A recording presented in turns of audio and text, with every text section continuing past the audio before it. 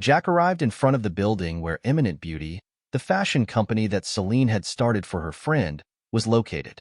He parked his Bentley Continental GT and headed straight for the office. He had already informed Celine that he would be here. As a result, she had told him to go to the third floor, where her office was located.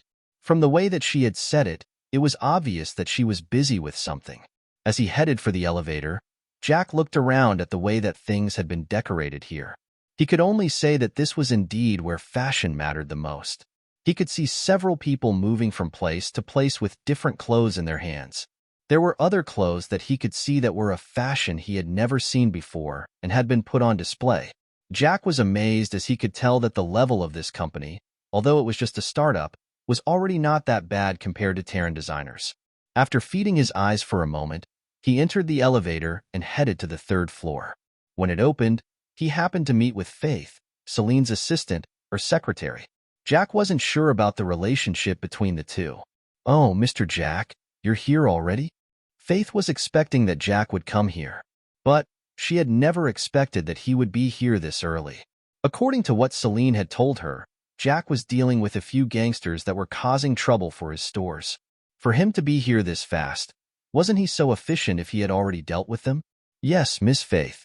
By the way, you can just call me Jack. We're acquaintances after all." Jack smiled as he nodded. "Okay then. Celine is in her office, at the end of the corridor. I have something to take care of at the moment, so I won't be able to take you there," Faith said as she looked at Jack. Jack wasn't sure why Faith was looking at him in such a manner, but he still thanked her and left as he headed straight towards where she had pointed. Faith looked at Jack's receding back meaningfully. She thought to herself, would someone that has just met the other offer help that easily? There must be something that these two are trying to hide. Even as she thought of that, she still got into the elevator and left. Jack arrived in front of an office. He found that the door was slightly open, and from the small space, he could see the figure of Celine, who was immersed in some kind of paperwork. From this angle, he could see part of her beautiful face. Although not clearly, he could still see her beauty. When she was this serious with what she was doing, Jack had to admit that she was indeed a beauty. To be exact, her beauty was even more prominent when she was this serious. She was currently dressed officially. Although he could only see her upper part of the body as the other was hidden below the desk, he could see the white blouse that could be seen from the front. He observed her working, not wanting to enter, but enjoy and appreciate the beauty that he was seeing. As if she felt something, Celine, who was immersed in the office work, raised her head as she glanced at the door. Then, the two eyes, blue and green, met as time froze for a moment. The two held their gazes before Jack broke the silence with an awkward chuckle. He had been staring at the lady, and she just happened to see him doing that. It was good to stare at a beauty and appreciate her, but to be caught while staring, that was a different case. With his reaction speed, he could have easily shifted his gaze and pretended that he was just arriving. But he didn't. And the reason behind that was something that he failed to understand. Ahem, hello there, Jack greeted as he entered the office. The things inside were all neatly arranged, proving that Celine was a lady that loved cleanliness. "How long have you been staring at me like that?" Celine didn't reply to his greeting as she asked. "Well, about 10 minutes. Jack replied honestly. Celine was stunned by Jack's words. To think that this guy had been staring at her like that for almost 10 minutes, Celine didn't know whether to laugh or reprimand him. She then thought, can you not be so honest about it? And you're proud of that? Celine pretended to be angry at him. Well, I just couldn't help it. You're such a beauty after all. I can't help but want to stare and appreciate how beautiful you are. Jack replied as he smiled awkwardly. From the way that she was looking at him and her tone, he felt that she was angry at the fact that he had been staring at her for that long. But he could only blame his eyes and his taste for beauties. Tisich, men never miss words to say to a lady. Celine clicked her tongue as she said. Then, she pointed at a seat in front of her. Understanding her meaning, Jack sat in front of her as he observed her working. He looked at her handwriting and was amazed. For some reason, he felt that her handwriting was just as beautiful as her. After about 10 minutes, Celine put the document aside and looked at Jack. Have you already dealt with the gangsters? Jack nodded.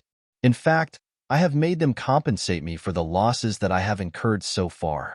Oh, you're fast. I'm curious, how much was the compensation? Celine asked as she raised her brows a little, with curiosity written all over her face. $300 million and 100 men. Jack replied nonchalantly. Celine's mouth went agape from shock. What did she just hear? $300 million?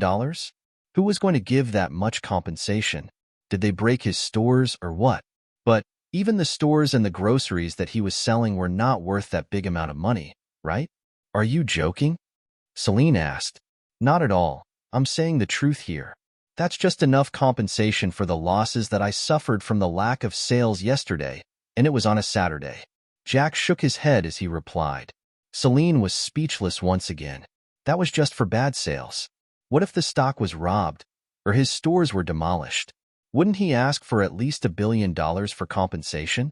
Celine didn't know just how right her thoughts were. Had they really destroyed the stores or robbed the stock, Jack would surely have made sure to ask them to pay $1 billion in the least. The reason being that, once the stores were demolished, he would have to get new stores and renovate them once again. And it would take some time. And the time that would be used for renovation would be the time that he was supposed to be earning hundreds of millions. It's okay if you don't want to tell me the truth then, Celine waved her hand dismissively, thinking that Jack didn't want to tell her the truth. But she was feeling a little down that Jack didn't trust her to tell her something like that. Jack? There it was again. If he told the truth, they thought that he was lying. Maybe he had to lie. That was a decision made after several trials of speaking the truth only to be dismissed as a liar. Seeing that silence was about to dominate the office, Jack thought of something and said, "Why don't we head out for lunch first? You haven't eaten, right?" Celine looked at him as she nodded in her heart. Seems that this guy is thoughtful too. Okay, let's go, my treat this time, Celine said as she got up from her seat. As she stood up, she showed her curvaceous body and Jack couldn't help but stare again. What could he do? The eyes just wanted to look, and they had the support of the heart. So, Mr. Brain was also forced to analyze the beauty even if he was opposing the idea of staring. You're staring again. Aren't you tired of staring? You stared for almost 10 minutes before. Celine complained jokingly. But all the same, she was happy that her charm was there and could capture Jack. Well, I was staring at half of you. But now, I can stare at the full of you. Two different things, completely different. Instinctively, Jack gave an honest response of what he was thinking at the moment. Celine was stunned by Jack's words. But she smiled before she picked a document and threw it at his face as she said, "Stop staring. Let's get going already. I'm hungry." Jack didn't dodge at all. It was just a piece of paper. What harm could it cause if it hit him? But if he dodged, he would surely have to stop enjoying looking at her. He just raised his hand and caught the piece of paper and put it on the desk as he continued feeding his eyes. Seeing Jack's action, Celine couldn't help but flash another smile before picking a file. She was just about to throw it at Jack's face when a voice came from the door. "Can you two stop flirting already? Aren't you supposed to be getting acquainted? How come you're behaving like lovers?" Faith said as she squinted her eyes at the two. Faith's words made Celine remember where she was. She blushed and returned the file back on the desk while giving Faith a stare. Jack didn't mind, and neither did he explain about Faith's assumptions. He just said, "I'm getting acquainted here. Maybe I will need to buy her a few pairs of clothes, so it's good to get acquainted to her body." Jack's words caused the two ladies to blush for a moment. They couldn't help but size up Jack once again. Jack, not knowing that his words had caused a certain misunderstanding, said as he headed for the door, "Let's get going for lunch then." Jack, Faith, and Celine walked out of the office together before heading downstairs. Upon seeing Jack, who was walking with the two top beauties with the highest authority in the company, the employees were surprised and wondered what his background was. Everyone here knew that Celine's background wasn't something small. As the workers here, they definitely knew about that. For Jack, the only man that they had seen closer to Celine, to be here and chat with her so casually, he must be from a big background, right? Jack and the two ladies ignored the looks and whispers of the employees as they walked out of the building. They didn't go far from the company as there was a small restaurant closer to the company. It was only a 20 minutes walk away. Having already lived a life where he would eat in such a small stall to save money, Jack saw no problem with eating here. Are you sure that the food here is okay? Faith asked doubtfully. Jack smiled and said, you shouldn't doubt these people. Although they run small businesses, it's not that they're dirty, it's just that they lack enough capital to start bigger businesses. So, you don't need to worry. They maintain high hygiene. It's just that it looks simple due to the lack of the expensive tables and decorations. Jack's words made the two ladies nod as they sat down. Celine looked at Jack and asked, you're talking as if you've already experienced eating in this kind of stalls? Yeah, most of the time. As long as I wasn't eating at home, I would definitely be visiting the stalls to get my meals. They're good even though they're not expensive, Jack affirmed. Celine's impression of Jack changed once again. The way that he was spending money had made her think that he was a prodigal. But, looking at his simple clothes and where they were going to have their lunch, plus the fact that Jack seemed used to being here, she dumped that thought. They soon ordered the meal. Well, it was Jack who did that as he knew the menu of the food that was sold in these kinds of stalls. The two ladies had been living a different life, and as a result, this was going to be their first experience. They ate simple fried rice with a few pieces of pork. The total price of the food after they were done was only $700 per person. Only Jack ate 3 bowls alone. In total, it cost them $3,500 that was then paid by Celine. Jack, what you said was true. The food was really tasty. I wanted to eat more, but I just can't finish a second bowl. So, there's no need for me to order it only to leave it behind. That'll be a waste. Celine shook her head in the end. Jack, you really have a big appetite. How comes I have never noticed it? Faith asked as she walked beside Celine. How can you know about my appetite when we haven't had meals together? But worry not. Maybe in the future, you'll know the level of my appetite, Jack said. They continued walking towards the company while chatting. It was during these chats that Faith understood Jack's character. Although he was walking alongside two beauties, his gaze was only full of sincere appreciation and not undisguised lust. Additionally, he was an honest man, not that much scheming. As for whether this was his true character or just a fade, she would need to observe more. They were just about to cross a street when Jack's expression changed. A cold smile appeared at the corner of his lips.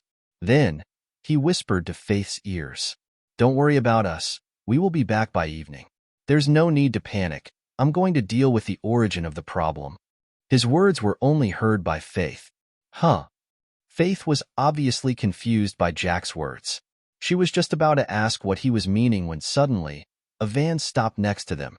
Before she could react, Jack pushed her to the side as several bulky men got out of the van hurriedly and captured Celine and Jack, pulled them into the van before it sped away, leaving the flabbergasted and panicked Faith.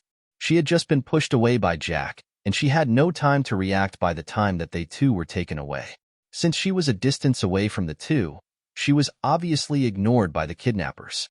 Faith hurriedly took out her phone and began dialing the emergency number for the police, 123. But she was so nervous and was panicking in that the phone fell on the ground before the screen cracked.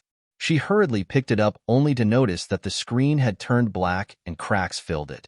She was surprised and looked down, only to notice that there was actually a stone with a sharp edge on the ground. And, coincidentally or not, the phone had dropped directly on it, and the stone actually damaged the phone screen. She tried tapping on it, only to find that it was no longer working. She got scared at this moment that she forgot what Jack had told her a moment ago. She began blaming herself for being careless at the moment. She had completely ignored replacing her cheap phone because she was busy. Had she been having a better phone, it surely wouldn't have been destroyed the moment that it hit the floor. Looking around, she found that there was a man passing by. She hurriedly stopped him and asked for his phone to make a call to the police. Although the man was doubtful, seeing Faith's panicked and official dressing, he gave her the phone. Faith hurriedly thanked him before calling the police. Inside the van, Jack held Celine in his arms, feeling the softness of her body on his. When they were kidnapping them, Jack had purposely placed himself before the group. So, they had taken him first before they pulled Celine into the van. They had already confiscated their phones and switched them off. Although Jack wasn't expecting that the guys that were loitering around the Eminent Beauty Company actually had the plan of kidnapping her, he had noticed the van when it approached them. He had previously told Haman that he had already returned, so he could recall his men back. Who knew that this would happen as soon as Haman stopped interfering? When they got into the van, he pulled Celine into his arms and protected her. Since he had let the kidnapping happen, he was going to make sure that nobody treated her badly. Celine was scared at this moment. She had never thought that in such a small city, there would be someone that would dare to kidnap her. But, feeling Jack's arms around her, she found herself calming down. Although she felt that it was quite weird that he was hugging her at the moment, she was happy that he was willing to protect her even in such a situation. In the end, she could only blush at the thought of how close they were to each other. Although they had already been this close when dancing, this was actually a different scenario. Don't worry. I will deal with this problem from the source. Be assured, nobody is going to hurt you. Jack whispered into Celine's ears. Jack's words immediately made Celine's racing heart to calm down. She tried getting out of his embrace, but Jack didn't allow that at all. The reason being that he enjoyed the sensation of him. He wanted to protect her from being taken advantage of by the kidnappers. Upon noticing that Jack had no intention of letting her go, Celine could only remain in his arms, enjoying his protection. She was sure that if this was another person other than Jack that was holding her, she would have surely made sure to keep a distance. As for Jack, it was instinctive. She felt like she belonged in his arms. In total, there were 6 kidnappers plus the driver. Added to Jack and Celine, there was a total of 8 people. Looking at the 2 of them who were seated there without causing any trouble or screaming for help, the kidnappers felt pleased. They had been instructed to ensure that they did not harm the lady in any way. And seeing that she was not troublesome and was instead cooperative, they were satisfied. But they were obviously not pleased with seeing Jack holding a beauty in his arms in front of them. So, they tried provoking him, to see if he would cause trouble so that they could at least beat him up. Look at that kid. He's such a coward. Right? He's been kidnapped, but he doesn't even try fighting back. What a waste of a handsome face. Not even trying to show off in front of the beauty. You guys, what nonsense are you talking about? What's the use of him acting bravely when he can simply sit there and embrace a beauty? You can only look from the side. Kidnappers. They really had nothing to say. Although they wanted to retort, they found that there was nothing that they could say as that was the truth. But they dared not to make the 2 who were not causing trouble to start it. They could just complete the mission first. Jack, on the other hand, simply sneered as he thought to himself, kidnapped? More like bringing a tiger into a sheep's pen. Silence reigned in the van as it drove towards the outskirts of the city. They arrived in front of a very familiar warehouse. Jack could clearly remember that not long ago, he had been here. And there were supposed to be 100 men here. But from the looks of it, they had already left. And having not received a call to inform him that they were in trouble, Jack would like to assume that Jerk Brother didn't cause them any problems. Now, something that made him wonder was the fact that they had been brought to this warehouse. Could it be that the Jerk Brothers gang was the one that was involved with the kidnapping of Celine? If that was so, then Jack would surely have to deal with Jerk Brother well.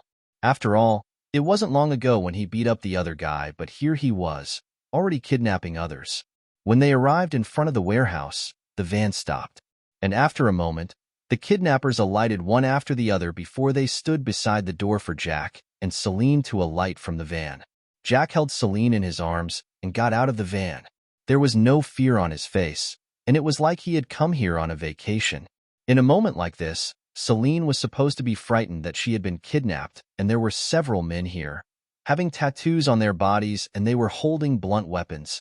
But when she felt Jack's hands around her, she didn't feel any sign of danger at all. In fact, she felt extremely secure in his arms. Looking at the warehouse that was currently having a few gangsters as compared to the first time that he was here, Jack shook his head as he thought that things would be easier for him to deal with. Seeing that there was no form of resistance from the duo, the gangsters got bored. They liked seeing the terrified expression on the faces of those that they had kidnapped. They were the ones that enjoyed bullying the weak and feared the strong. And now seeing that the people that they had caught this time had no fear in their eyes, they were obviously not pleased.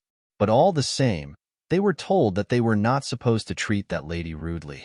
And since she was in Jack's arms at the moment, they were afraid that if they dared to taunt Jack, they would surely make the lady start resisting. The two were led into the warehouse, and they were taken to one corner where there were a few couches that had been placed there. Jack assumed that there were some gangsters that stayed here, and they were the ones that had placed the furniture here. Jack was surprised that the treatment that they were receiving wasn't that bad.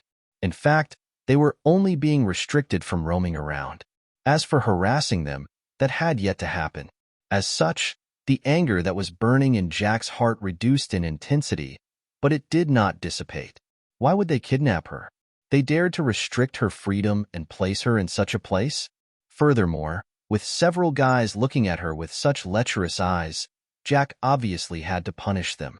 But the main thing that Jack wanted was to get the mastermind behind all of this. After taking a seat, Jack still hadn't let go of Celine. He decided to wait and see who was the one that was in charge here. He wasn't sure if the warehouse was being shared by several gangs, or if it was just the Jerk Brothers gang that occupied it. About 30 minutes later, Jack heard the sound of footsteps coming from behind him. But he didn't turn his head and remained gazing at Celine, who was currently leaning on his chest. Even in such a situation, he still couldn't help but ogle at Celine. And upon seeing his gaze on her, Celine blushed. But considering where they were currently, she didn't say a word and let him enjoy her beauty. Soon, the owner of the footsteps arrived in front of the two.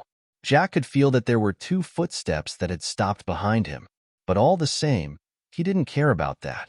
Standing in front of Jack, the other party couldn't see his face as currently, Jack's head was lowered as he enjoyed the beauty in his hands. "You don't seem nervous for someone that has just been kidnapped." The man spoke as he gazed at the two. Hearing the familiar voice, Jack's brows rose. Then, he said with some hint of sarcasm, "We meet again in such a grand manner." When he heard these words, the expression of the person that was standing in front of Jack changed as horror appeared on his face. He was not the only one, as even the two that were standing behind the couch that Jack and Celine were seated on had a change in their expressions. What are you doing here?" The man stuttered. He couldn't believe that he had just been happy that he had sent Jack away, only for him to appear here again. And from the looks of it, he was in even more deep trouble. Jack raised his head and gazed at Jerk Brother, whose face was currently flushed.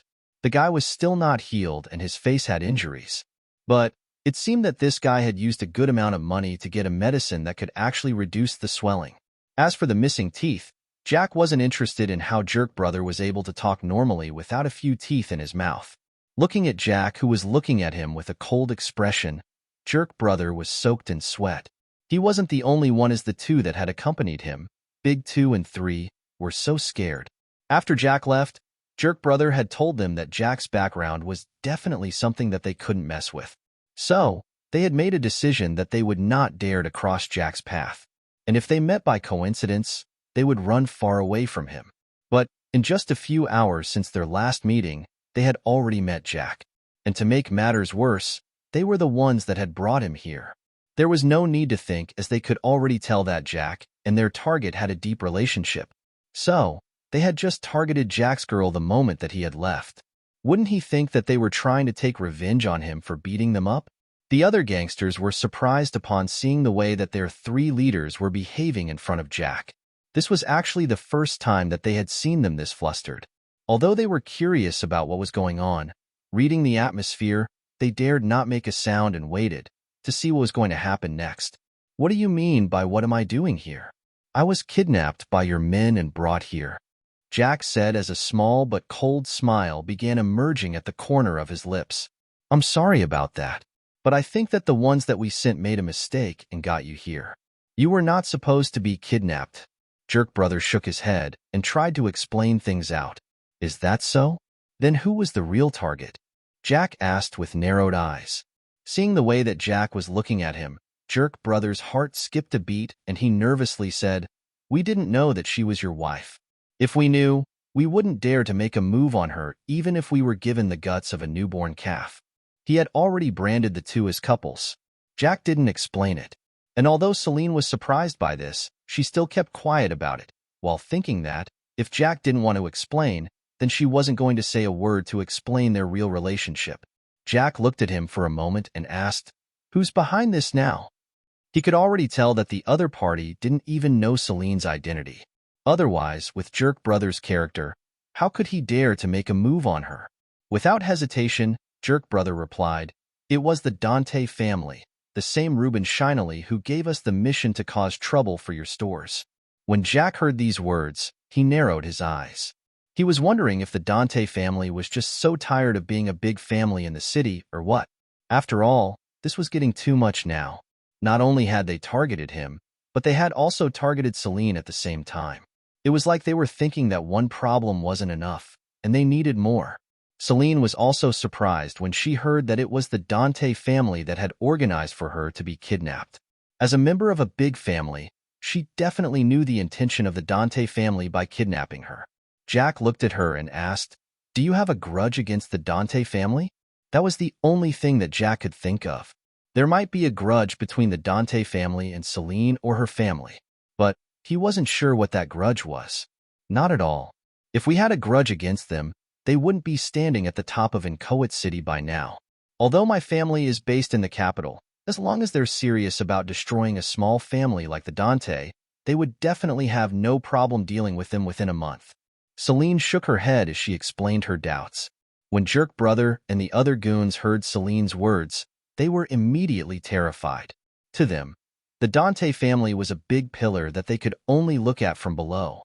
But this girl's family could actually destroy the Dante family within a month, and it was located in the capital? This made them shiver, just thinking about the fact that they had just kidnapped such a big shot. If the Dante family couldn't survive the attack, how could their gang survive? Jerk Brother's expression currently was so ugly. He just thought to himself, good, just good. Excellent Dante family. You had prepared 2 plans to destroy my gang. If I ever survive this calamity, I will surely make sure that you pay for it, even if it will kill me. He swore to himself. Jack looked at the shocked Jerk Brother and asked incredulously, "You were not told who your target was from the beginning?"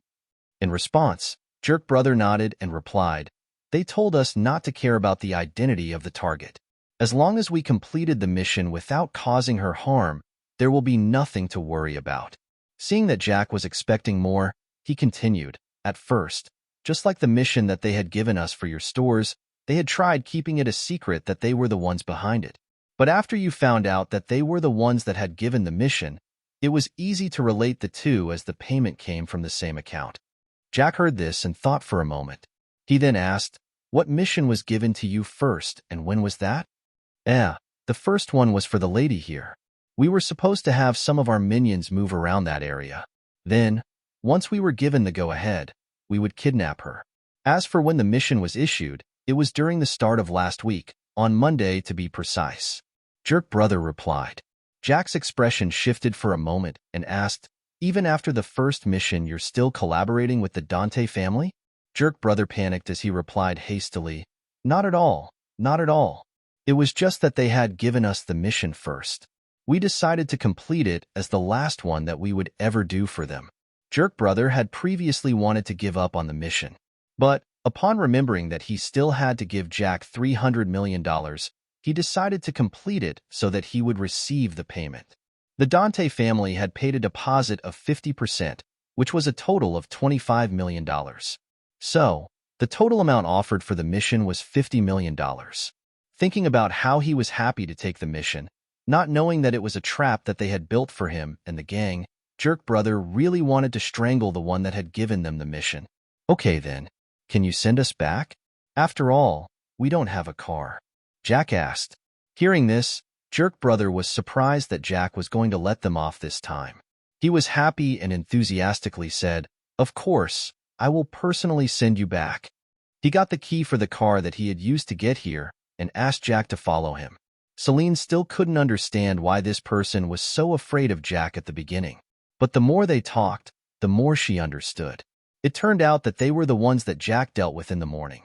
Jack took her out under the incredulous gazes of the goons in the warehouse. They were still trying to understand what the situation was like at this moment. The most confused were the ones that had kidnapped the duo. Looking at their boss escorting the two out of the warehouse, they sweated at the thought of how they were taunting Jack back in the van. Now, they understood why Jack was calm even after they had kidnapped him. It turned out that he was someone that not even their boss could afford to offend. Inside the Audi, as it drove towards the city, Jack looked at Jerk Brother and said, "Although you were not the ones that had the intention of kidnapping her, you still have to pay for being used to do that. So, I'll expect that you will make sure that no underworld gang of Inchoate City dares to make a move on her or anyone that's related to her." Jack paused for a moment and continued, "If you perform well, I might as well give you support. But that's on a condition that you don't continue doing the dirty work for others." Jerk Brother was excited. Although it was said to be a punishment, this could be considered as an opportunity for him and the gang to follow a big shot. So, he hurriedly agreed, "Don't worry, boss. I'll make sure that nobody dares to make a move on Madam." Jerk Brother still referred to Celine as Jack's wife. But all the same, the duo didn't try correcting him. "Take us to the Prince and Princess Palace," Jack stated. He wasn't sure what would have happened back in the city when Faith called the police and informed them about the kidnapping. He had told her that he would deal with the problem from the source. But he wasn't sure if she got what he wanted her to know. And just like he had expected, he found that the city was in chaos, looking for Celine. But they were mostly looking for a white van. Sitting inside an Audi, the three of them had no problem in getting back to the Prince and Princess Palace. The police were mainly searching for the van. As for the other cars, they only inspected them, trying to see if they could find a girl that was kidnapped. They expected that the girl would definitely try shouting for help. So, when they looked inside the Audi and saw Celine, who was relaxed and had no sign of being bullied, they were allowed to pass. From the way that the police were looking around, Jack could already tell that Faith had used the power of the Gravy family to get the topmost person in the police department to be able to mobilize the police in the city. But Jack had noticed something. It was that, although the police were searching for Celine, they had no image of her. In other words, they were searching blindly. Considering who had given the mission of having Celine kidnapped, Jack could already tell that the police were in the pockets of the Dante family already. So, the search was just a facade. No matter how dedicated the police at the lower levels were, as long as the superiors didn't give them Celine's image, they would only search blindly. Looking at the magnificent environment that was full of green, Celine was amazed. Furthermore, looking at the two mansions, she had to accept that this place was beautiful. Although she had seen these kinds of mansions in the capital, with some of them being even bigger and better, in this city, this could be said to be the well-designed mansion, pair of mansions to be exact. Even Jerk Brother was surprised that Jack lived here. His respect for Jack rose once again. After dropping the two at the entrance of the palace, Jerk Brother left the place immediately. He still had to deal with the problem about the Dante family. On the way, he took his phone and made a call. "Hello, Jerk Brother?" Ruben's voice reached Jerk Brother's ears. From the voice, he could tell that the other party was enthusiastic. "Enthusiastic that he has destroyed my gang? Heh, not a chance." "Hello, your head, Ruben shinily. How dare you give us such a risky mission? You gave us a mission that could fully lead to the death of the gang." Jerk Brother began his session of cursing at Ruben. Back at the Prince and Princess Palace, Celine was looking around and was even more amazed. She looked at the cars that had several logos added on them and shook her head. This guy actually bought so many vehicles. But, knowing that he was a person with foresight, she didn't say a word about him spending so much money on the cars. After getting into the mansion, Jack told her to select a room. She was reluctant to stay here with Jack because she thought that she was taking advantage of him. "You don't have to think too much about it. You can stay here until the time that you're supposed to leave in Inchoate City. You can ask Faith to come as well." Jack shook his head. He thought that the closer she was to him, the safer she would be. And for that reason, he wanted her to stay here. "If you feel uncomfortable here, you can stay in the other mansion. It's more suitable for girls," Jack said. It was only then that Celine agreed. Although they had been close to each other and had several body contact, it was a different thing when it came to living in the same house. After settling everything, Jack called Faith and told her to come to the Prince and Princess Palace. He told her not to come with the police as they would disturb them with the issue about going to record their statements and so on. And most of the time, such a thing always took a long time. Jack didn't want to get involved with the police whose superior was now working for the Dante family instead of the public. Since he was going to deal with the Dante family, he didn't want to get involved with their accomplices. Faith arrived not long after, and was happy after seeing that Celine was okay. If Celine was harmed, she would surely face a great punishment once she went back to the capital. As the two ladies caught up with each other, Jack's phone rang. Looking at it, he found that the caller was none other than Peter, the manager of the off-track racers in Inchoate City. "Hello, Mr. Jack." Peter greeted enthusiastically. "Hello, Mr. Peter. Is there something that made you call me?" Jack asked.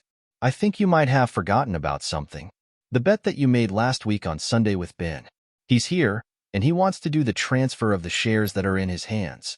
According to the information that he has shared with us, something had happened back at Blue City, and he had no choice but to postpone the date of delivering his end of the bet." Peter replied. It was only now that Jack was reminded about the bet that he had made with Ben. He had one. Being busy in the past few days, he had almost forgotten about the benefits that he was supposed to receive after winning. "Okay then, I'll be there in the evening." "There should be a few people racing there, right?" Jack asked. "That's right. You can as well come and liven things up with your driving skills," Peter said with a chuckle. "Okay then, I'll be there at around 6 in the evening," Jack replied before hanging up. Just then, his phone rang. It was an unknown number. Receiving it, Jack waited for the other party to speak. "Hello, Mr. Jack?" A lady's voice reached his ears. "Yes, you are?" Jack asked. "I'm the manager of Vacheron Constantine's shop. The Vacheron Constantine Traditionnel that you had ordered previously has arrived. I wonder where it should be delivered to," the lady asked. Jack was now getting speechless at himself. How come he was forgetting about to have the watch delivered to his mansion? He remembered this watch. He was lazy to go out and pick it by himself. But since there was free delivery service at that moment, Jack would take it, and he had to wait for it to be delivered. Not long after the call ended, Jack was informed by Bob that there was someone who had claimed that she was there to see him.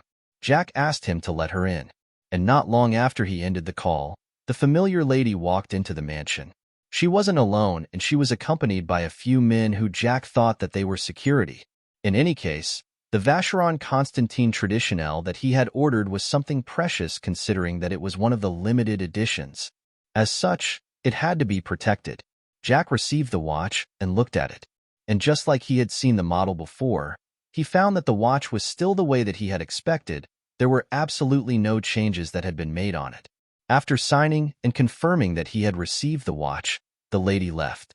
Since he was already having a Patek Philippe, he decided that he would be changing the watches every week. In any case, he had bought the watches so that he could put them on and not to store them. Jack and Celine decided to stay at the palace for the day. Although Celine had calmed down a little bit, she still needed to relax a little more so that she could relax her mind out that had been shaken by the kidnapping incident. Later in the evening, Jack decided to take her out with him so that she could enjoy the race. Faith had already left so that she could deal with the issue concerning the police that were continuing to search for Celine. Since she had nothing to do at the moment, and considering the fact that she was quite curious about Jack's racing skills, Celine agreed to Jack's proposal to accompany him to Mount Bright. Knowing that he would not use the Bugatti Veyron for racing, Jack simply drove his Bentley Continental GT to Mount Bright. When he arrived at the management office, he found that Ben was waiting there for him. And the moment that he saw that Celine was actually together with Jack, he was obviously infuriated. Had it not been for the fact that fights were not allowed at Mount Bright, he would have already charged forward and beaten up Jack to a pulp. But all the same, the reddening of his eyes and the anger that was shown on his face couldn't be hidden from Jack's eyes. In response to this, he simply smiled. Was there anything that he could do in such a situation? No. There was nothing that he could do when the lady chose him over Ben. But there was definitely something that he could do if Ben was chosen instead of him. On seeing Jack smile, Ben was further irritated. But in the end, he only snorted before entering the management office. Quickly, the procedures were done and finally, Jack saw the system prompts that indicated that his reward had been multiplied. Ben left after coming to an agreement that Jack had to sell the shares back to him. You've received 10% shares of Good Health Hospital. Multiplier applied. You received 70% of the shares of Hope Hospital. You've received 3% shares of Bomba Group. Multiplier applied. You received 21% shares of Andis Corporation. Although Ben was from a big family in Blue City, he was still from the younger generation at the end of the day. So the shares in his hands were only a few. And having lost them, Jack was sure that Ben was going to have a difficult life back at home. But he didn't care about this. What he cared about the most was the fact that, although the system had said that the multiplier effect would not be applied on the income that came from betting, why was it applied on the one that he received from Ben? The multiplier effect was supposed to be applied on the day that the bet was won. In other words, you had already earned the income, but it had not yet been delivered to you. The multiplier effect is applied on the income only when the income that you have received has a proof that they belong to you. Jack finally understood why the multiplier effect had been applied, although it was supposed to be when he had upgraded the system to the second level. Deciding that he was going to do the research about the shares that the system had granted him when he got back home, Jack joined the race. It just so happened that William and the others were also present on that day. It was just that they had arrived later, after Ben took his leave. The group was surprised that Jack was together with Celine, or was it that they were surprised that Celine was with Jack? Whatever it was that they thought, they still managed to maintain their composure in front of a big shot like Celine. At that moment, they had great respect for Jack as he could capture the heart of such a beauty. And just like before, they didn't believe it even if Jack said that they were actually not in a relationship, but were just normal friends. As for Celine, she didn't say anything to explain. At the end of the day, she was going to leave in Kuwait City by the following month. This time, Jack didn't want to break the record that he had already set. He wanted Celine to enjoy the race. So, although he was driving fast, it wasn't to the extent that he had done the first time. But although he had not driven that fast, he still took the first position in the competition. But what had changed was obviously the time that he had taken to complete the race and the range between him and the runner-up. When they went back to the palace, they found that Faith had already come back. According to what she said, Jack found that she had forged an excuse that Celine had suddenly been released by the kidnappers. Although the one that was in charge of taking the statement was doubtful about it, since the one who initiated the search for Celine had claimed that she had been found, they had no choice but to close the case since Faith had no intention of pursuing the matter further. If this was any other time, she would definitely have continued pursuing the matter until she found out who was the real culprit behind the kidnapping. But after hearing that Jack was going to deal with them, she decided to leave the matter to him. Jack prepared dinner for the ladies, and after they ate, they chatted for a long while, before Faith and Celine went to the princess mansion to rest for the night.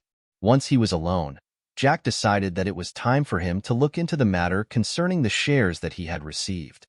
Through searching on the internet, he found out the information about the hospital and corporation. The 10% shares of Good Health Hospital was worth a total of $5 million. And once the multiplier was applied, Jack received 70% of the shares of Hope Hospital that was worth $500 million. On the other hand, Bomba Group was the group that had been formed by Ben's family. In other words, Jack had become a member of a group that was supposed to be a family's private group. But at the end of the day, Jack had agreed to sell back the shares that he had taken from Ben. That was only after he had signed to take possession of it. If he had accepted money instead, he would not have gotten the 21% shares of Andis Corporation or the hospital. In other words, he had signed the document that agreed to the transfer of the shares to him, only to sign another agreement that he agreed to transfer the shares back to Ben. Although Celine, Ben, and Peter were both confused about Jack's actions, they didn't ask him at all. So, when he left Mount Bright, Jack had received a total of $13 million. What Jack currently wanted was to create a foundation for his future enterprise. If he simply accepted money, there was no way he was going to build connections. The shares that he had received were worth $800 million. Although the amount couldn't be compared to the $30 billion of Good Vision Security Limited, Jack could still expand it. After he was done with this, he decided to look at his balance. Denali had been using money since he had given her the platinum card that had access to his current account. But Jack wasn't worried about that because he knew that he was using it to stabilize and expand the companies that he had just bought recently. Flyer's bank savings account balance is $5,734,953,321. Currently in US dollars, 10 times less the previous currency. This was his current balance after buying the remaining 49% shares of Brightway Medical Research Center, together with other expenditures such as hiring and firing their staff of the companies that were under him in the past few days. But of course, all of this was done by Denali, who was currently at the capital. She was currently preparing the Good Vision Security Limited for the merging with the Amber Security and Safety Enforcers. Jack decided to stay here in Inchoate City for 2 more days before heading towards the capital. He wanted to deal with Brightway Medical Research Center by taking over the shares through signing the documents. What came after that was obviously the production of the body-strengthening pill. Today, the airport was busy just like any other day. People came and left. There were planes that landed and others departed. In other words, just like any other normal day, the activities of the airport here were normal. At this time, a helicopter appeared in the sky before it landed in an area that had been reserved for helicopters to land. Jack got out of the Eurocopter and looked around the airport. This was his first time in such a place. He looked around curiously, but not obviously. Gabriel also alighted and came to stand by his side. He was only waiting for Jack to tell him what plane he was supposed to fly so that he could make the necessary arrangements. In the past 2 days, Jack had handled most of the things that he had to deal with in Inchoate City. He had paid the Dante family a visit. The moment that they saw him, they immediately knew why he was there. But all the same, they tried playing it tough. But when faced with such a situation, Jack was calm. He simply stated his conditions. George was only having a little over a month before the end of the 5 years period ended. Jack's condition to not severely punish the Dante family was definitely to have George take the position of the family head. If they dared to refuse that, he would definitely make them pay. Another thing was that, if the Gravy family found out that they had planned the kidnapping of their only daughter, they would definitely destroy the Dante family. Faced with such a situation, the Dante family had no choice but to give in. According to the agreement, Jack had decided that all the big decisions had to be approved by George. It was only when they accepted it that Jack let them be. Although he was angry, George had asked him to do him a favor and not fight against his family. It was only then that Jack agreed. Otherwise, things would definitely not end that simply. The grocery department was also developing well in the city, and Jack thought that within a week at most, Grace would be coming to Venture City to develop the department here as well. Currently, Jack was already ready to head to the capital of Ozima. It was called Car2. He intended to stay there for a long period of time. But of course, he would definitely have to come and respond to Wendy's invitation first. Since they were heading to the capital, Jack had to use the private jet that he'd gotten from the system. And although he could use a normal passenger plane, he wanted to try out the plane that he had received from the system. Boeing 787-8 BBJ. According to the information that he had found, the BBJ 787-8 is a long-range aircraft with ranges of 960 nmi, 18,445 kilometers, with a maximum carrying capacity of 25 passengers.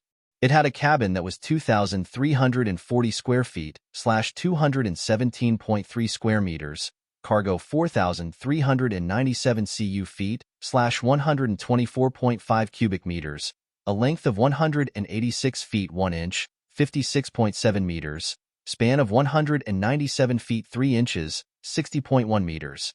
Height was 55 feet 6 inches, 16.9 meters, maximum payload 78,000 pounds, 35.3 t, fuel capacity of 33,340 gallons, 126,206 liters, engine was GX 1B, range 25 packs, 9,960 nmi, 18,445 kilometers.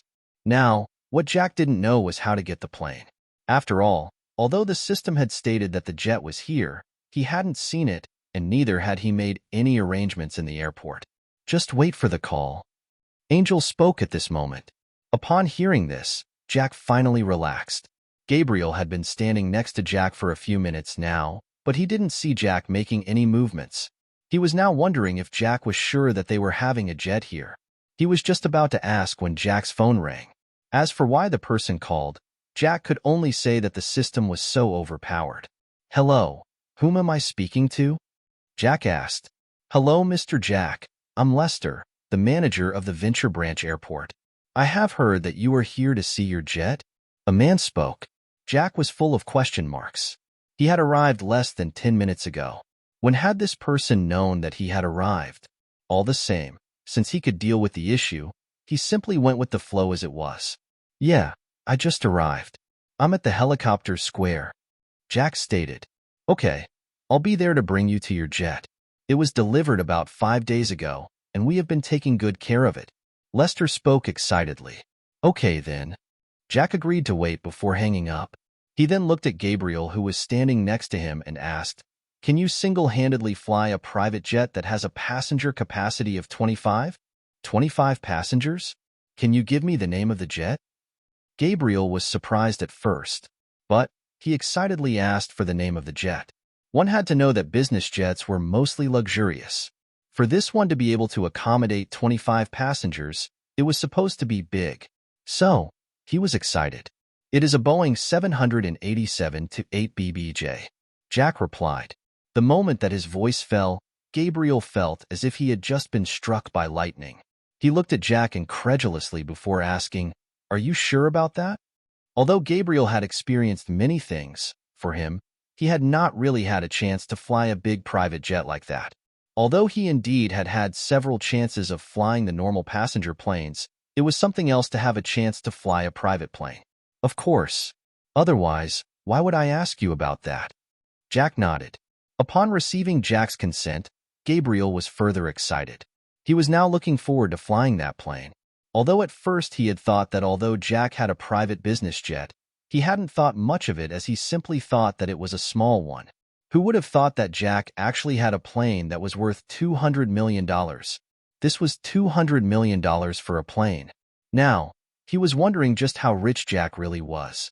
Although he had already shown that he was rich by paying the over $100 million for hiring the services of Skyflight Charters, he had not expected that it was to this extent.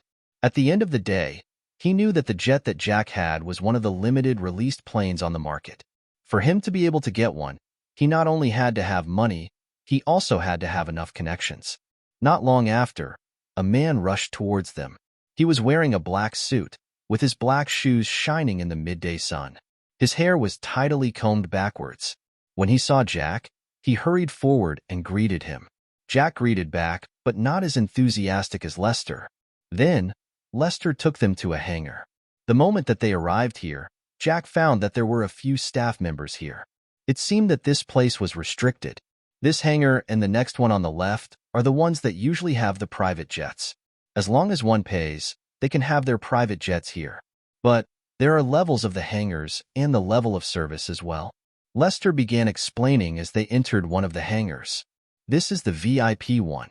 It only handles planes that are worth at least $50 million. But of course, here in Venture City, there are not that many people who own private jets.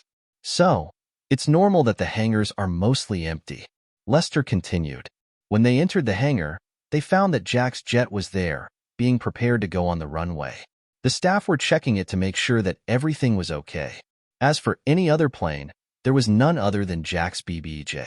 Gabriel couldn't hold it anymore the moment that he saw the plane. That's the one. He was excited that he shouted. But nobody was surprised by his reaction, as all those that had seen it for the first time were just as surprised as him. Gabriel's blood was already boiling as he thought about flying the plane. He couldn't wait to get in the cockpit. It was at this time that he remembered that he hadn't answered Jack's previous question. He looked at him and said, "Boss, I will need someone to help me in flying this plane." Lester was surprised that Gabriel was the one that was going to fly it. But, seeing that he was in his pilot uniform, he thought that it was normal that Jack had his own pilot. But, with the size of the private jet, it would need 2 pilots to fly it efficiently. So, he thought that this was his chance. He spoke, "I can lend you one of our free pilots." When he heard that, although Gabriel had wanted to refuse because he wanted to invite a friend, he still accepted because he simply thought that he would fly with this one. But, since there would be other chances, he would definitely call his friend to work for Jack. After all the arrangements were made, Gabriel met with the other pilot as they arranged the flight plans and so on. It was only around 1 that they were ready to take off. Jack didn't mind though. After all, what he was going to do was to simply sign the documents and make the preparations for the production of the body-strengthening pill. He was sure that he would be back before Friday. So, there was no need for him to hurry things out. He could as well leave things to Denali and deal with the appointment that he had made with Wendy. Not long after the preparations were completed, Jack stepped into the jet. He was greatly stunned at how luxurious the plane was. Although he had already seen several images of the interior of the plane, he really had to say that the designer did a good job. There were entertainment facilities here. So, he didn't need to worry that the journey would be boring at all. He could simply look for something to entertain himself. In about 10 minutes after he made himself comfortable, the plane finally took off. Jack simply relaxed as he found himself something to pass time while waiting for the plane to land. After 5 hours, Jack finally landed in the capital of Ozima, Kartu City. There were not many procedures that had to be taken care of there. Instead, he simply had to leave the other things about the plane to Gabriel to deal with as he was experienced. After reaching the waiting area, he found that Denali was already waiting for him. She had already made preparations for his arrival here.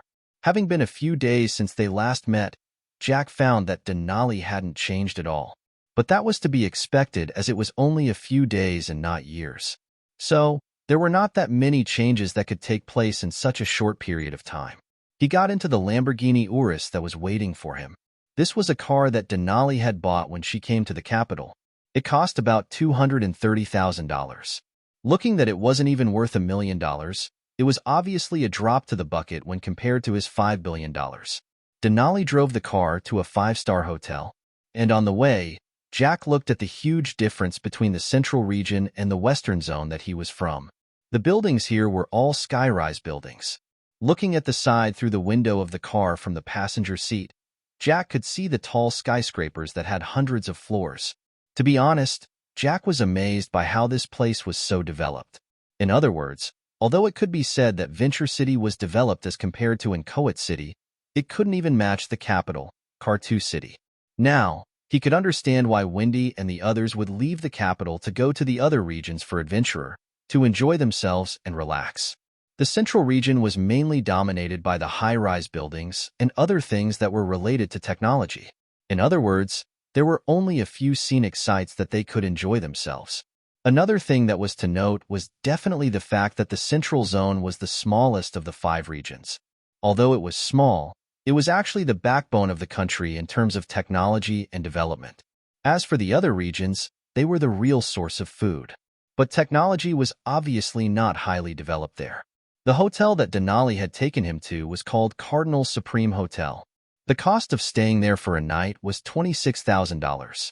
Denali had stated that she had booked the suite for a whole month. Since Jack was going to come back to Kartu City after going to deal with the invitation that he had received from Wendy, there was actually no problem at all if they rented the suite for a whole month. In any case, he didn't lack that amount of money. After settling in and having his meal, Jack asked Denali to make some arrangements for Gabriel and the other pilot. Since he was going to go back soon, the pilot would have to stay in Kartu. Jack decided to go out for a walk. He didn't take the car because he was going out to admire the infrastructure of the city. Walking on the clean streets and observing the pedestrians who were walking hurriedly, Jack felt amazed. But all the same, he knew that this was just a picture that had been painted. Once the things that were hiding were exposed, there would definitely be dirty things that were hiding in the dark. Strolling around, he was amazed by the level of technology here. The way that advertisements were being carried out here was definitely more advanced. Jack decided that he would definitely implement this type of technology to his enterprise. Thinking of the enterprise, he had yet to register it. Although he had already gotten the building to set up the enterprise, he had yet to officially register it as one of the enterprises. The grocery department was operating on its own, although it was going to be under the enterprise. Now, as long as he was done merging the security companies as well as completed the changes that could be made in the medical research center, he would then register the enterprise. He was just about to cross the road when suddenly, a sports car came at a high speed. Looking at the approaching car, Jack hurriedly jumped to the side and evaded. Although the car had also reduced the speed when it arrived in front of him, had he stood in front of it, he would definitely have been hit. His reaction speed had really saved him this time. And although he had yet to test the limit of his ability, he dared not to put his life at stake if it wasn't necessary to do that. Just as Jack was frowning while looking at the red Ford GT and was still wondering who the person who didn't look at the traffic light was, the door of the car opened. The next moment, a young man walked out of it as he walked towards Jack aggressively. Then, he spoke, "You idiot. Don't you look at where you're going to when you're crossing the road? Do you know that you almost caused me to be in an accident? Instead of apologizing, this guy was actually scolding him. Jack was completely stunned for a moment in that he didn't know what he was supposed to say next. Looking at the silent Jack, the young man continued, "Do you know how much my car costs? With the customizations in place, it's going to cost a total of $540,000. Do you think you can afford to pay for a scratch on it?" Jack didn't respond and looked at the traffic light. At this moment, with the advanced level of technology here, he could already see that it indicated that cars were supposed to stop while pedestrians were allowed to pass. In other words, he wasn't the one at fault here. Instead, the young man was the one that was at fault. But at the end of the day, he was actually scolding him instead of apologizing? How infuriating. Jack looked at him and asked, "Are you blind? Don't you see that you were the one supposed to stop?" As he spoke, he pointed at the traffic light that was still showing that pedestrians were supposed to be crossing the road. Looking at where Jack was pointing at, the young man was stunned for a moment before he snorted, "Heh, what traffic light? That thing has only showed up after I have stopped to talk to you. And wait, did you just say that I was blind? Do you King know who I am?" Supposedly, it was only at this moment that the young man made out Jack's first words. So, he was immediately angered and began pointing his finger at Jack while cursing. He looked like he was ready to attack at any moment. With the way that the streets were busy, how could this commotion fail to attract attention? It obviously made a group crowd around them. Those that had seen what had happened immediately began telling the others about it. In return, these people informed the others that had just arrived at that moment. And so, there was a crowd that was looking at the two, waiting for a show while murmuring to each other, "Hey, what happened here? That guy over there was driving his car. Then, the other guy over there was crossing the road. The guy with the car almost knocked him with his car. Huh? So that's how it is. Hey, what's happening now? What's the show about? Oh, I heard that the guy there was crossing the road without looking at the traffic lights and was almost crushed to death by the car of that young man there. Can you tell me what those two are doing? They're obviously about to fight, as you can see. But, anyway, I heard that the guy with the car wanted to knock the other guy and kill him. But luckily, that person managed to survive and so, that guy came out, wanting to kill him by himself. My, is that guy going to beat the other one? How can that happen? I just heard that when the young man there drove his car to knock the other one down, the guy simply used his bare hands to stop the car. How can that young man beat him? Wow, is he superhuman? I would like to get his autograph. What a bunch of idiots. Can't you see that it was this young man here that was pretending to be knocked by the car to extort money from him? Now that the other guy found out, he wants to fight him. Come on, where are they fighting? They obviously are fighting with wealth and mouth. Ain't that the same thing? They're fighting at the end of the day. Anyway, that doesn't concern me. I'll just stand here and watch the show. With his sharp senses, Jack could definitely hear what the crowd was whispering to each other. The more he heard them, the more stunned he got. These guys were obviously distorting facts. How the hell is information passed in this era?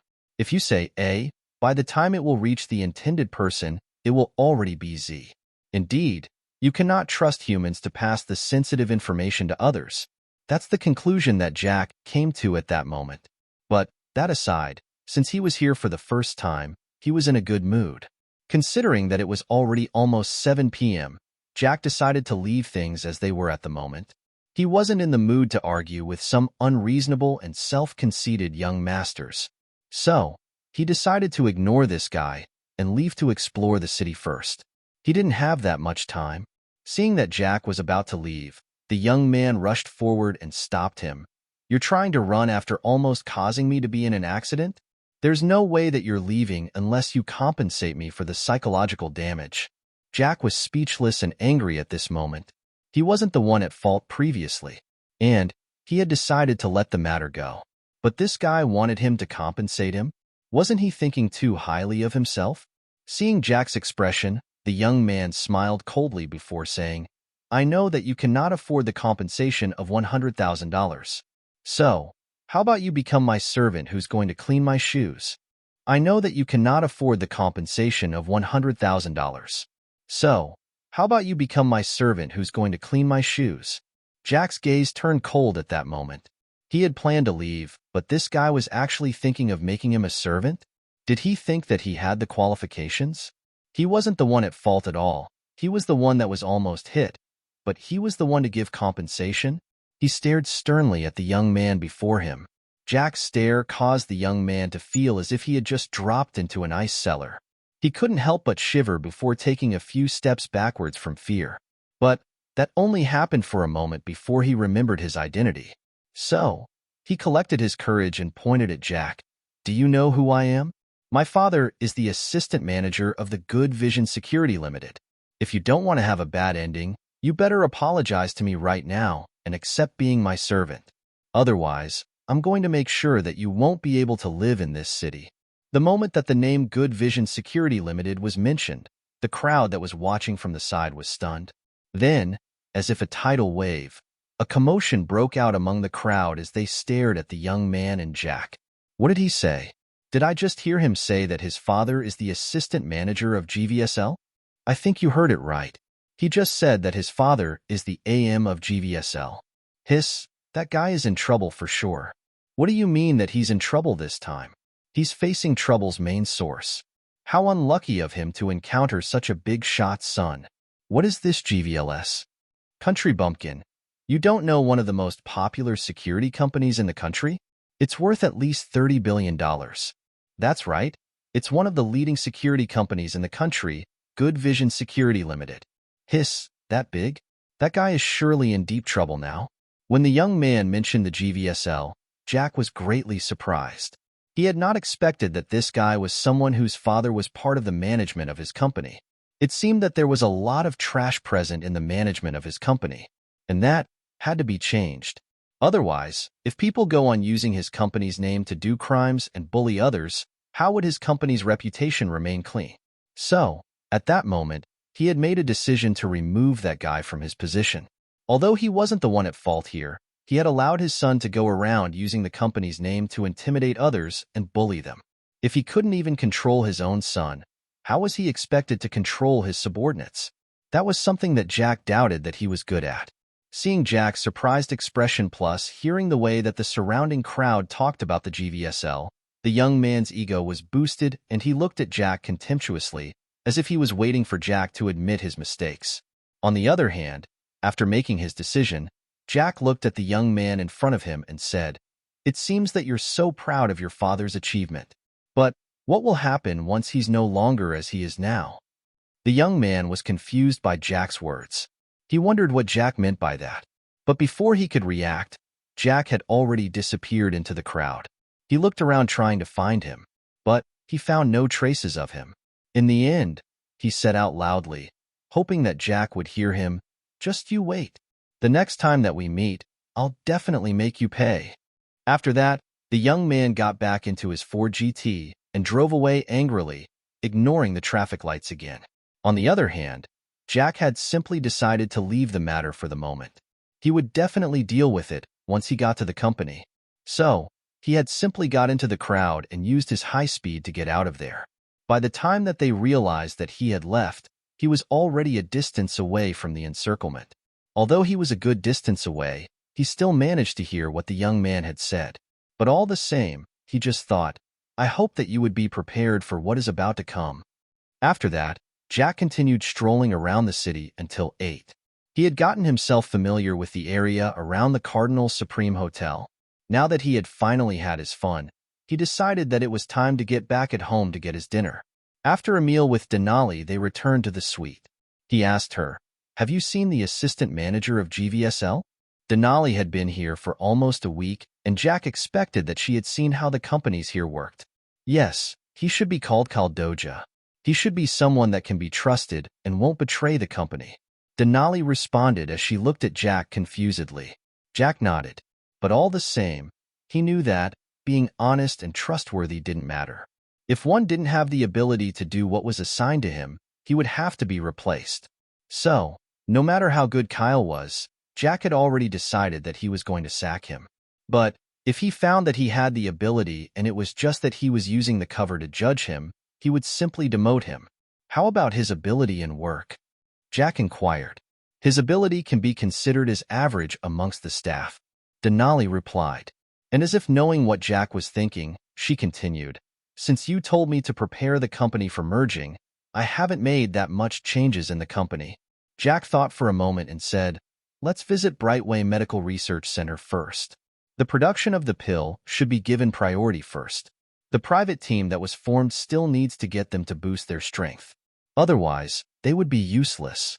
Denali nodded before saying, I have already made the arrangements. I have shifted the staff there, and I have already selected a special team that can be in charge of the production of the pills. Have all the required materials been found? Jack asked. Yes, I made sure that they were bought. It took a little bit of effort as there were a few materials that needed to be brought from out of the region. But all the same, I have bought them in bulk. Luckily, the costs are not that high. Denali nodded in response.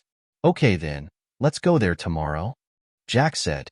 The following morning, after breakfast, Denali drove the Lamborghini Urus towards the research center. As it should be, the research center was isolated from the skyscrapers. But that didn't mean that there were no skyscrapers in the medical research center. There were only 3 buildings here, but they were all big. 2 of them were skyscrapers with at least 50 floors. On the other hand, one building at the side was just occupying a large area and was only having about 5 floors. When they got at the entrance of the main building, the tallest of the 3, they found that there were people waiting for them. Denali had already informed them that Jack was coming here today, and so, the higher-ups were here to receive him. The moment that the car stopped, these people wearing suits hurried forward. When Jack got out of the car, they were surprised. But all the same, they began flattering him. Good morning, Director Jackson. Director Jackson is young and has a special temperament. That's right, Director Jackson's future is unlimited. Jack was left speechless for a moment. He wasn't someone that was used to this kind of flattering. But, with his mentality, he managed to not show his change of expression. He smiled and greeted them back. As for what nonsense temperament that they were talking about, Jack didn't care at all. Denali stepped forward and stopped the crowd from squeezing onto Jack. Then, the group headed to the building. In the conference room, Jack met with the top management of the research center. After signing the transfer agreement, Jack talked to the group a little while longer before he dismissed them. What followed was Jack asking Denali to call the ones that were in charge of the production of body-strengthening pill. The group consisted of a dozen people. They were the top researchers, some of them being ones that Denali had only recruited recently. But all the same, with Denali's ability, she could confirm that these people were good and could be trusted with the project. But of course, what she had done was not simply depending on her ability. She had also used her skills to dig into their past history. She made sure that none of them had any shady background. With her level of computer mastery, she couldn't be blocked, and as such, there is no way that their details could be hidden. After everyone was seated, Jack began discussing the issue. Since he wasn't proficient in the way of medicine, he only spoke about the things that he could, capital, time, and so on. After about an hour of discussion, they had completed the arrangements. Since Denali had bought enough materials that could be used for production, Jack told them to start production as fast as possible. As for the payment, Jack had promised them that their payment would increase as long as they were fast enough and they did well. As long as there was no problem with the pill and the production was successful, Jack would definitely reward them. These 12 researchers had already signed the confidential agreement. There were other members that would support them. They too had signed the contract and had been personally selected by Denali.